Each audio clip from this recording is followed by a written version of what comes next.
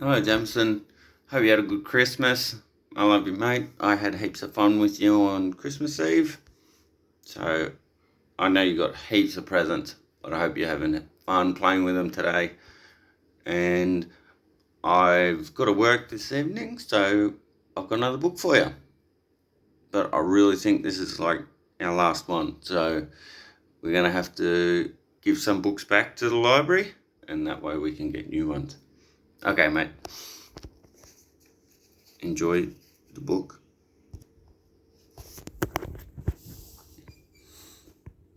A New Home for Tiger.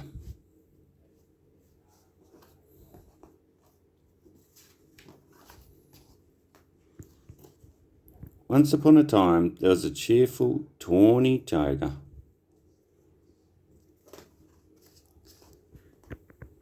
He could swim like a fish. He could eat like a horse. And each night he slept like a dormouse. One day at dinner, Mother Tiger looked excited. "We're moving, Tiger," she told him. She took Tiger outside and pointed across the lake. "I've found a new house for us, and tomorrow we must pack up our things." Early next morning, Tiger put his toys in a pile. He bounced around Mum and helped load the bundles. "This is fun," he said. At last they were ready to leave. A little way along the track, Tiger stopped. He looked a last look at the old house. "Hurry up, Tiger," called Mum, "or we will never get there." By the time they reached the new house, it was almost dark. Tiger padded through the doorway and looked inside. "It's all different," he whispered after supper. "Can I sleep in your bed?" he asked Mum. That night, Tiger tossed and turned. When he woke up, he wasn't sure where he was. And when Mum began to empty the bundles, Tiger wouldn't help. "I don't like it here," he wailed. "I want to go home." Patiently, Mum explained, "We've got a new home now, Tiger." Then she read him his favourite story and gave him a hug. But Tiger still felt grumpy. He refused to swim in the lake with the other tigers. He began to play with his food instead of eating it. And night after night, he woke Mum. "I want to go home," he kept telling her. One day, Tiger packed up all his things. "I'm going home now," he announced. "This is our home," explained Mum. But Tiger made up his mind. "If Mum won't take me, then I'll go by myself." As soon as the moon came up, Tiger set off.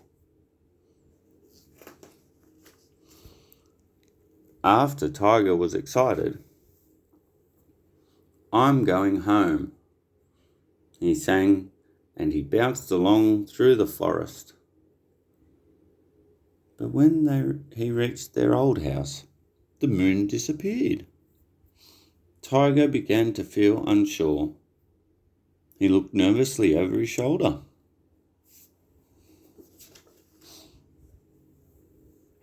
Then he padded inside.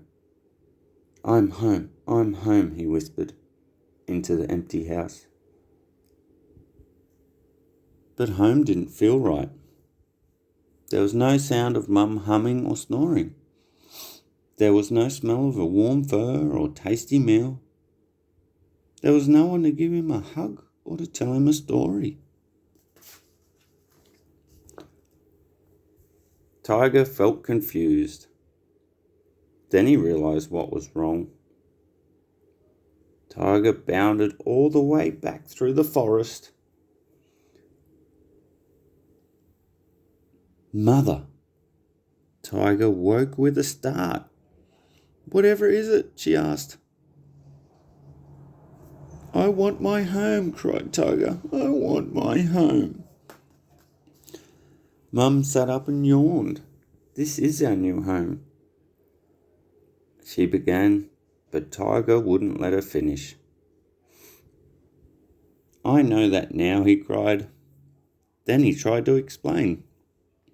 There is no home left in our old house, said Tiger, because it's all moved here. Next morning, a cheerful, tawny tiger went out to play. He splashed in the lake with his new friends.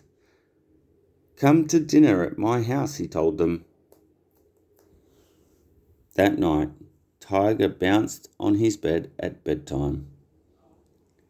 It's time to tuck me in, he shouted to Mum.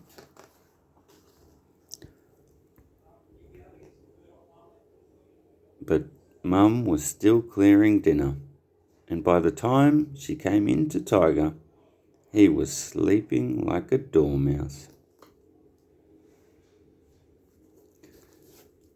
There we go. Not the greatest book, but a book nonetheless. So, we'll get some more books next time, little man. And we'll have some new stories. And we're going to have to make some room for all your new Christmas toys, man. You got so many. So we're going to have to get rid of some old ones. But we'll do that together. And maybe you can give them away. Or think about where someone to give them to. But we've got to make room. I love you, little man, and I miss you. I will see you Tuesday. Bye.